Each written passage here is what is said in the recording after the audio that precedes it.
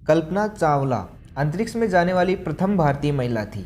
कल्पना चावला अपने जीवन काल में 2 बार अंतरिक्ष में गई।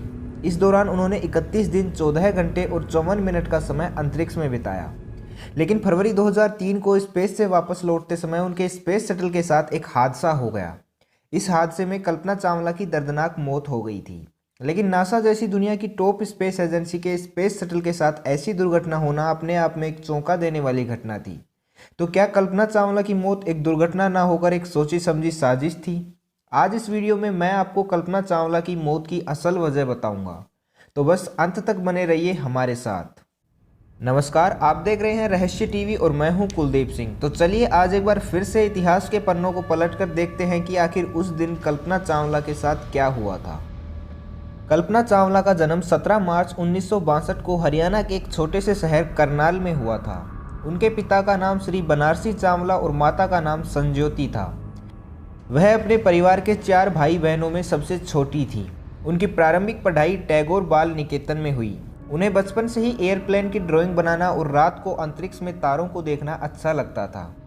उन्होंने पंजाब इंजीनियरिंग कॉलेज से एरोनॉटिकल इंजीनियरिंग में बैचलर की डिग्री प्राप्त की।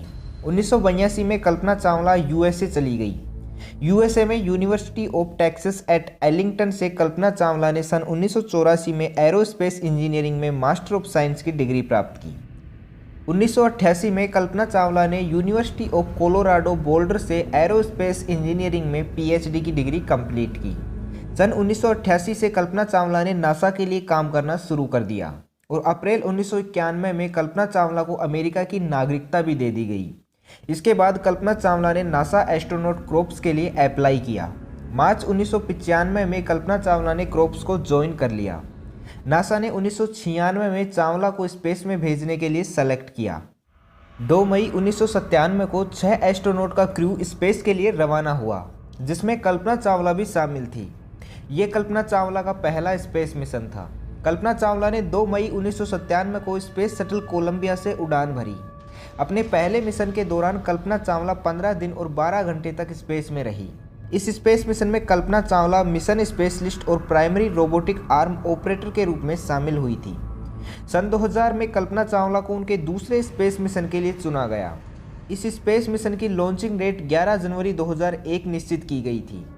लेकिन स्पेस शटल के इंजन फ्लो लाइनर्स में क्रैक्स आने की वजह से और बहुत सी अन्य टेक्निकल प्रॉब्लम्स आने की वजह से ये मिशन कुल 18 बार डिले होता गया। फाइनली 16 जनवरी 2003 को स्पेस शटल कोलंबिया ने कल्पना चावला और 6 अन्य क्रू मेंबर को लेकर स्पेस के लिए उड़ान भरी। लगभग 16 दिनों तक स्पेस में रहने के बाद जब कल्पना चावला अन्य क्रू मेंबर के साथ वापस पृथ्वी पर लौट रही थी तो उनका शटल पृथ्वी के वायुमंडल में प्रवेश करते ही एक आग का गोला बन गया और देखते ही देखते स्पेस शटल और उसमें सवार 7 यात्रियों के अवशेष यूएसए के टेक्सास नामक शहर पर बरसने लगे। इस हादसे में कल्पना चावला और बाकी के 6 क्रू मेंबर की दर्दनाक मौत हो गई। लेकिन उनकी इस दर्दनाक मौत की कहानी तो 16 जनवरी 2003 को उनके उड़ान भरने के साथ ही लिखी जा चुकी थी। इस मिशन को लॉन्च करने से पहले शटल में 2001 से 2003 तक अनेक टेक्निकल प्रॉब्लम आई थी, जिसके कारण ये मिशन डिले होता गया। नासा ने इस चीज़ को इतना सीरियसली नहीं लिया और टेक्निकल प्रॉब्लम्स को ठीक करके 16 जनवरी 2003 को इसे स्पेस में लॉन्च कर दिया गया।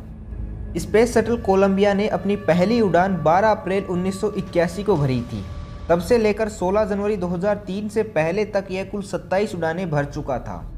अपने पूरे जीवन काल में इस शटल ने 300 दिन 17 घंटे 40 मिनट और 22 सेकंड स्पेस में बिताए थे और शायद यही एक कारण रहा होगा कि इतने लंबे समय तक उपयोग में आने के कारण इसमें 2001 के बाद लगातार टेक्निकल प्रॉब्लम्स आ रही थी। लेकिन नासा ने इस फैक्टर को नज़रअंदाज कर दिया और इसे 28वीं उड़ान के लिए लॉन्च कर दिया गया। इस हादसे की दूसरी मुख्य वजह स्पेस शटल कोलंबिया का थर्मल प्रोटेक्शन सिस्टम था। स्पेस शटल कोलंबिया को जब लॉन्च किया गया तो उस वक्त उसके साथ 2 बूस्टर रॉकेट और एक एक्सटर्नल फ्यूल टैंक को कनेक्ट किया गया था। शटल के फ्यूल टैंक को थर्मल इंसुलेशन फोम से पूरी तरह से कवर किया जाता है, क्योंकि इस फ्यूल टैंक में फ्यूल को लिक्विड हाइड्रोजन और लिक्विड ऑक्सीजन के रूप में रखा जाता है, जो कि बहुत कम टेम्परेचर पर लिक्विड फॉर्म में रह सकती है। इसलिए ये ज़रूरी हो जाता है कि फ्यूल टैंक के अंदर हीट ट्रांसफ़र को रोका जा सके। अगर बाहरी वातावरण से हीट अंदर चली जाती या आंतरिक वातावरण से हीट बाहर चली जाए तो इस स्थिति में लिक्विड फ्यूल बर्फ़ में बदल सकता है। और ये बर्फ़ शटल को लिफ्ट ऑफ के दौरान बड़ा नुकसान पहुंचा सकती है। इसी वजह से पूरे फ्यूल टैंक को थर्मल इंसुलेशन फोम से कवर किया जाता है। इसके अलावा स्पेस शटल पर भी थर्मल प्रोटेक्शन यूज़ की जाती है। स्पेस शटल का थर्मल प्रोटेक्शन सिस्टम या टीपीएस वो बैरियर है जो स्पेस शटल के ऑर्बिटर को पृथ्वी के एटमॉस्फेयर में री एंटर करते टाइम 1650 डिग्री सेंटीग्रेड तापमान तक हीट से बचाता है। इसके साथ ही ये thermal protection system space shuttle को अंतरिक्ष में हीट और कोल्ड दोनों से ही सुरक्षित रखता है। टीपीएस पूरे ऑर्बिटर की सतह को कवर करता है। शटल के हर एक पार्ट को पृथ्वी के वातावरण में री एंटर करते टाइम अलग अलग मात्रा में हीट सहनी पड़ती है और हीट की इसी मात्रा के आधार पर शटल का थर्मल प्रोटेक्शन सिस्टम तैयार किया जाता है। स्पेस शटल के टीपीएस में 7 तरह के मटेरियल का यूज किया जाता है जो अलग अलग मात्रा में टेम्परेचर सहन कर सकते हैं। इन 7 मटेरियल में से सबसे important reinforce carbon carbon panel होता है। आरसीसी पैनल ग्रेफाइट के मैट्रिक्स या आवरण में कार्बन फाइबर के द्वारा बनाया जाता है। आरसीसी से बना टीपीएस 1260 डिग्री सेंटीग्रेड से ज़्यादा हीट होने पर स्पेस शटल को सुरक्षित रखता है। आरसीसी पैनल का यूज स्पेस शटल के उन हिस्सों पर किया जाता है जहां पर री एंट्री के वक्त टेम्परेचर सबसे ज़्यादा होता है। आरसीसी का यूज शटल के दोनों विंग्स के ऊपरी किनारों पर और शटल के नोज कैप पर किया जाता है। इसके अलावा दूसरा सबसे महत्वपूर्ण मटेरियल HRSI या high temperature reusable surface insulation tiles होती हैं। ये टाइल्स स्पेस शटल को 1260 डिग्री सेंटीग्रेड तापमान तक हीट से बचा सकती हैं। इन टाइल्स का use landing gears doors, external tank और अम्बिलिकल कनेक्शन डोर पर किया जाता है। इन टाइल्स की मोटाई भी शटल के प्रत्येक पार्ट के अकॉर्डिंग और वहां पर पहुंचने वाली हीट के अकॉर्डिंग सेट की जाती है। इस तरह 5 अन्य मटेरियल का भी यूज किया जाता है और स्पेस शटल पूरी तरह से थर्मल प्रोटेक्शन सिस्टम से कवर किया जाता है। अगर एक सिंपल वे में कहा जाए तो शटल के ऊपरी हिस्सों में वाइट टाइल लगाई जाती हैं जो री एंट्री के समय इस शटल को 1200 से 1300 डिग्री सेंटीग्रेड की हीट से बचाती हैं और स्पेस शटल के निचले हिस्से में डार्क टाइल लगाई जाती हैं जो इसको 2200 से 2500 डिग्री सेंटीग्रेड तक की हीट से प्रोटेक्ट करती हैं। 16 जनवरी 2003 को फ्लोरिडा के कैनेडी स्पेस सेंटर से स्पेस शटल कोलंबिया को लॉन्च किया गया। लॉन्चिंग के 81.7 सेकंड के बाद एक सूटकेस के साइज का इंसुलेशन फोम का एक टुकड़ा स्पेस शटल के एक्सटर्नल टैंक से टूटकर अलग हो गया। यह टुकड़ा स्पेस शटल कोलंबिया के लेफ्ट विंग के रीइंफोर्स कार्बन कार्बन पैनल से जाकर टकराया।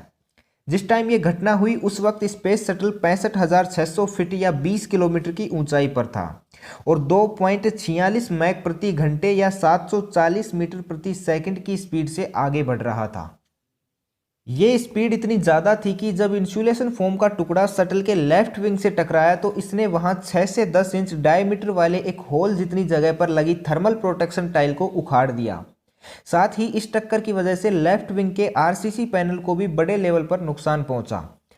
पिछले कुछ मिशनों में भी फोम के अलग होकर टकराने की घटनाएं सामने आई थी लेकिन उनमें स्पेस शटल के थर्मल प्रोटेक्शन सिस्टम को इतना नुकसान नहीं पहुंचाया था जितना कि स्पेस शटल कोलंबिया को हुआ था। इस टक्कर की वजह से स्पेस शटल कोलंबिया के लेफ्ट विंग के 6 से 10 इंच के डायमीटर वाली जगह का थर्मल प्रोटेक्शन सिस्टम पूरी तरह से खत्म हो चुका था। नासा को इस बात का पता लग चुका था कि शटल के साथ ये दुर्घटना हो चुकी है लेकिन नासा की मिशन टीम ने 7 क्रू मेंबर को इसकी भनक तक नहीं लगने दी। कल्पना चावला और बाकी के क्रू मेंबर लगभग 16 दिन तक अंतरिक्ष में रहे। इस दौरान वो पल पल की जानकारी नासा तक भेजते रहे लेकिन नासा ने उनको कभी ये पता नहीं चलने दिया कि उनके शटल के साथ ये हादसा हो चुका है। इसके पीछे ये तर्क भी दिया जाता है कि जब इंसुलेशन फोम का एक टुकड़ा शटल से टकराया तब नासा की मिशन टीम के इंजीनियर्स को लगा कि ये नॉर्मल टक्कर होगी जिसका स्पेस शटल पर कोई ज़्यादा इफेक्ट नहीं पड़ेगा और वो सुरक्षित री एंटर कर लेगा। 1 फरवरी 2003 को कल्पना चावला और उनकी पूरी टीम वापसी के लिए रवाना हुई। उन्हें फ्लोरिडा के कैनेडी स्पेस सेंटर पर अमेरिकी समय अनुसार सुबह 9:16 पर लैंड करना था। उस दिन मौसम बिल्कुल साफ था। सुबह 8 बजे कंट्रोल रूम में डी ऑर्बिट बर्न के लिए मैसेज भेजा गया। 8:10 पर स्पेस शटल के क्रू को वापस मैसेज भेजा गया कि सब कुछ नॉर्मल है, वो री एंट्री कर सकते हैं। 8:15 पर क्रू के चालक दल ने डी ऑर्बिट बर्न के लिए स्पेस शटल कोलंबिया के 2 ऑर्बिटल मैनएवरिंग सिस्टम इंजन को चालू किया। उस वक्त स्पेस शटल की स्पीड 17,500 मील प्रति घंटे या 7.8 किलोमीटर प्रति सेकंड थी। स्पेस शटल कोलंबिया अपने 255वें ऑर्बिट पर था और इंजन को चालू करते ही उसकी स्पीड थोड़ी स्लो हुई और वो पृथ्वी के एटमॉस्फेयर में री एंट्री कर गया। यहाँ तक सब कुछ नॉर्मल चल रहा था, लेकिन करीब 8:44 पर जब स्पेस शटल ने पृथ्वी के आंतरिक वायुमंडल में प्रवेश किया तो उस पर घर्षण ज़्यादा लगने लगा, क्योंकि पृथ्वी के आंतरिक वायुमंडल में गैसें ज़्यादा डेंसिटी में पाई जाती हैं। सुबह 8:44 पर स्पेस शटल कोलंबिया पृथ्वी से 120 किलोमीटर ऊपर था और बिल्कुल सही हालत में था। इस समय घर्षण के कारण तापमान 1370 डिग्री सेंटीग्रेड तक पहुंच गया था। इस टाइम शटल की रफ्तार 18 मैक यानी ध्वनि की गति से 18 गुना ज़्यादा थी। अगले 3 मिनट के अंदर शटल के बाएं भाग का पिछला हिस्सा, जहां से थर्मल प्रोटेक्शन टाइल उखड़ गई थी, वहां के सेंसर तापमान में लगातार बढ़ोतरी दिखा रहे थे। अगले कुछ ही मिनटों में शटल के बाएं हिस्से में लगे सभी टेम्परेचर सेंसरों ने काम करना बंद कर दिया और शटल के लेफ्ट विंग में आग लग गई, जिसके कारण शटल 57 डिग्री के कोण पर लेफ्ट साइड में झुक गया। धीरे धीरे शटल के लेफ्ट विंग की जगह एक होल हो गया और एटमॉस्फेरिक गैसें शटल के अंदर तेजी से प्रवेश करने लगी, जिसके कारण स्पेस शटल के अंदर हवा का दबाव बहुत कम हो गया और शायद उस वक्त सारे क्रू मेंबर बेहोश हो चुके होंगे, क्योंकि जब तक उन्हें यह पता चला होगा कि उनकी लेफ्ट साइड का थर्मल प्रोटेक्शन सिस्टम पूरी तरह से तबाह हो गया है, तब तक वायुमंडलीय गैसें शटल के अंदर प्रवेश कर चुकी होंगी और इस बीच उन्हें इतना टाइम भी नहीं मिला होगा कि वे स्पेस सूट के हेलमेट को भी बंद कर सकें। वायुमंडलीय गैसों के अंदर प्रवेश करने की वजह से शटल कोलंबिया का इंटरनल विंग स्ट्रक्चर पूरी तरह से खत्म हो चुका था, जिसके कारण स्पेस शटल अनस्टेबल हो गया और उसका कंट्रोल रूम से संपर्क पूरी तरह से टूट गया। 8:54 पर कोलंबिया कैलिफोर्निया के नवादा एयर स्पेस को क्रॉस कर चुका था। इस वक्त ये शटल 22.5 मैक प्रति घंटे की रफ्तार से नीचे की ओर गिर रहा था। 8:54 पर शटल पृथ्वी से 69.3 किलोमीटर ऊपर था। अगले कुछ ही सेकंडों में लोगों को आसमान से एक चमकती हुई चीज़ नीचे आती दिखी। ये स्पेस शटल कोलंबिया ही था जो पूरी तरह से एक आग का गोला बन गया था। अगले 4 मिनट के अंदर ये शटल लगभग 18 टुकड़ों में टूट गया। 8:58 पर कोलंबिया यूएसए के टेक्सास शहर के ऊपर पहुंच चुका था। इस टाइम इसकी स्पीड 19.5 मैक प्रति घंटे थी। शटल की थर्मल प्रोटेक्शन टाइल्स एक एक करके उखड़ने लगी थी और पूरा शटल आग की लपटों से घिर गया था। 9 बजे शटल का क्रू मॉड्यूल, जिसमें 7 एस्ट्रोनॉट बैठे हुए थे, वो भी टुकड़ों में टूट गया और उसी वक्त उनके जिंदा बचने की संभावना भी पूरी तरह से खत्म हो गई थी। अगले कुछ ही सेकंडों में स्पेस शटल कोलंबिया लगभग 2000 छोटे बड़े टुकड़ों में टूट गया था। आसमान में चारों तरफ धुआं छा चुकी थी। कल्पना चावला सहित 7 क्रू मेंबर और स्पेस शटल के टुकड़े सैकड़ों किलोमीटर के एरिया में बिखर गए थे। इस घटना में कल्पना चावला और उनके सभी साथी एस्ट्रोनॉट की मौत हो गई। इस घटना के बाद नासा के स्पेस शटल फ्लाइट ऑपरेशन को 2 साल तक सस्पेंड कर दिया गया। आईएसएस के कंस्ट्रक्शन का काम भी रोक दिया गया और आईएसएस रीसप्लाई के लिए 29 महीनों तक पूरी तरह से रूस के रोसकोसमोस स्टेट कॉर्पोरेशन पर निर्भर हो गई। इस घटना के बाद नासा ने अपने स्पेस शटल में अनेक बदलाव किए और एक ऑन ऑर्बिट इंस्पेक्शन सिस्टम भी तैयार किया। इस सिस्टम की मदद से यह पता लग जाता है कि लॉन्चिंग के टाइम स्पेस शटल की थर्मल प्रोटेक्शन शील्ड को कितना नुकसान पहुंचा है। इसके साथ ही नासा अब एक रेस्क्यू मिशन भी तैयार रखने लगा, जिससे कि अगर भविष्य में ऐसे कोई डैमेज का पता चलता है तो रेस्क्यू मिशन की हेल्प से एस्ट्रोनॉट की सेफली री एंट्री करवाई जा सके। लेकिन अगर नासा ने उस वक्त थोड़ी सी भी समझदारी दिखाई होती तो शायद भारत की वो महान बेटी कल्पना चावला आज हमारे बीच में ही होती। तो बस आज के लिए इतना ही। आशा करता हूँ ये वीडियो आपको पसंद आया होगा। मिलते हैं अगले शनिवार को शाम 6 बजे। तब तक के लिए खुश रहें, मस्त रहें, हंसते रहें। भगवान करे आप सभी का दिन शुभ हो।